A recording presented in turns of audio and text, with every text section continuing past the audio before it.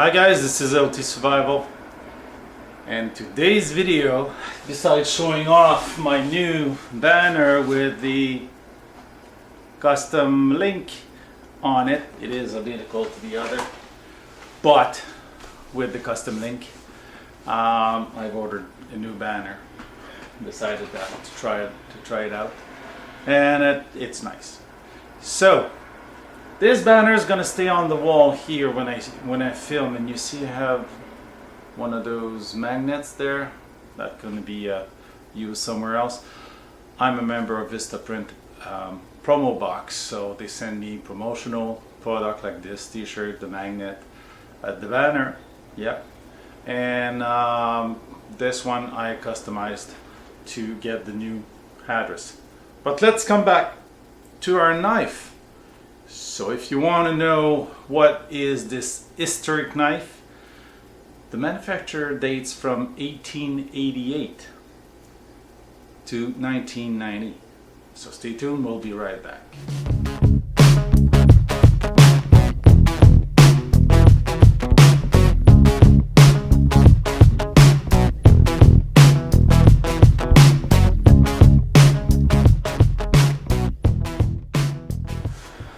Well, as you saw in the introduction, the title, the knife is the African Hunter.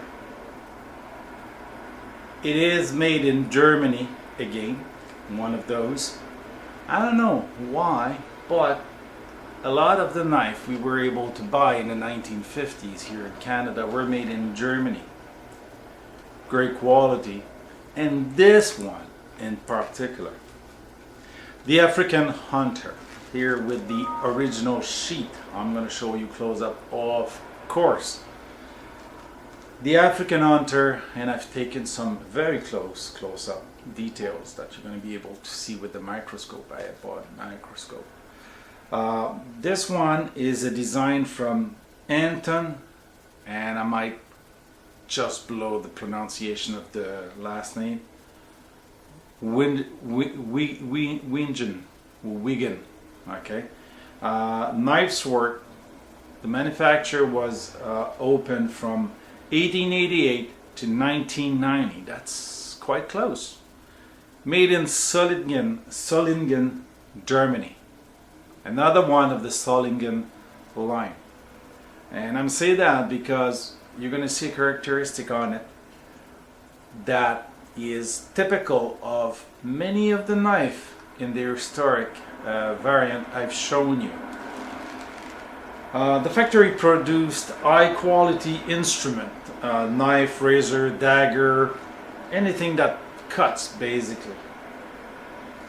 This knife is a huge knife. The one it belongs to calls it his Rambo knife. So basically there is two fasteners on the leather sheet. This is the original made in Germany sheet, so it's seen many years. The only thing I did to this blade is clean it up a bit, because I want, you know, when you present a car, you want it all shiny. Wow, I cleaned it up a bit, and this is a beauty. This is a beauty because of this particular recurve on the top of the blade, really nicely made.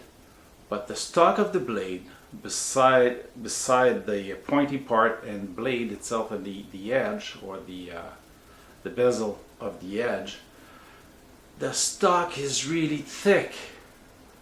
So I'm going to give you a close-up and give you numbers at the same time.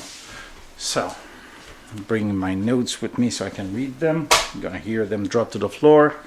So this is the knife. It is a high polish, as you can see. It has not been taken care of much. You can see the camera really easy. The African Hunter markings on it is there. It is a how would you call that? Horn of an animal, antlers, handle, with some leather and brass ring that they were brought down, and the pommel again in stainless steel. We think this blade is stainless steel. We have no idea which type of metal. Solingen logo with the maker's Wingen, Anton Wingen logo. Okay, here again the blade, and this is the stock. This is thick, really thick, and the point is really thin. So with a nice curve. Okay, the edge, I've not touched the edge, but this edge has been touched. You can see here where the either the sharpening belt has touched the second bevel on it. I'm gonna bring some lights. I think I have not enough light here. My light might be also getting low. Let me check if I'm at the maximum. Yeah. So this is a beautiful knife. Yeah, the edge straight on my finger. That's a stupid thing to do. So I don't want to put my finger. There's a real cross guard on it with hooks, made probably as a fighting knife. I mean, if a blade were to hit here, it could be like hold a bit, but holded a bit by those hook. It also very aesthetic. In hand, it feels really, really good.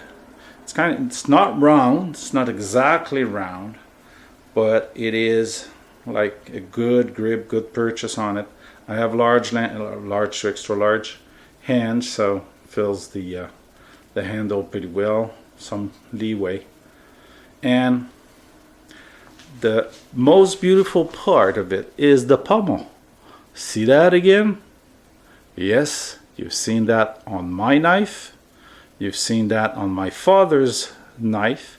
You've seen that in my grandfather's knife. And you've seen that on another knife I had, I think. All either made in Germany or made in Great Britain. So Sheffield, England. So this is characteristic of that 1950s era.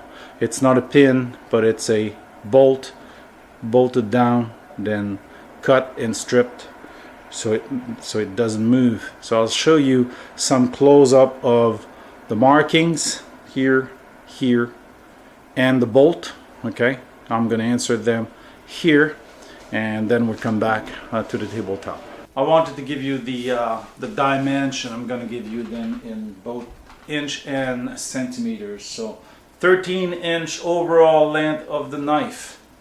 Okay, it's either a Rambo or, for those, Crocodile Dundee fan type of knife. So that is a knife. Okay, 13-inch, 33 centimeters, 1.5 inch wide blade to the widest, 3.8 centimeters. The blade itself is 8-inch long, 20.4 centimeters. The thicker part here at the stock, almost a quarter of an inch, 0.24, 6.1 millimeters. The behind the grind, like jig cutting edge says, because this is the sharpened part, just behind it, the stock is 0.17 inch or 3.8 millimeters, and the handle is 4 3/4 inch from the guard again to the back of the pommel, 12.5 centimeters. The bolt cap is the cap is bolted on, and we have a very nice leather sheet. Let me show you the leather sheet. So the hook, the loop is here. It has one retention and a second one here over the guard. Wrong side of the sheet though, because the sheet is one side, because the edge passed by that, and when you pull it out, if you don't fold it over, you risk cutting that. And that was one of the point the owner of this knife was really peculiar about it. Other particularity, the loop is a slid on the sheet but sewn inside here. Don't think that's a mechanical, necessarily a mechanical sewing, maybe, but I presume it is a on hand, because the loop here that's over this sheet is kind of sewn on the edge here. That's one particular thing. This has been kind of wet formed to give it its structure. It's very thick and very not hard leather, but you know this not gonna fold. It's multi pieces. You see the point here, it's over like this, and then you have the rest of the sheet, which is shaped like the knife. Then you have the sleeve and the belt loop here. It's a almost 3-inch belt loop, so large belt, they all fit in, and the secondary and 2 retention point, probably molded on some military type sheet. The loop, well, is made to dangle it, but you can see that it deforms over the year to an angle, so he was probably wearing it on that side all the time. So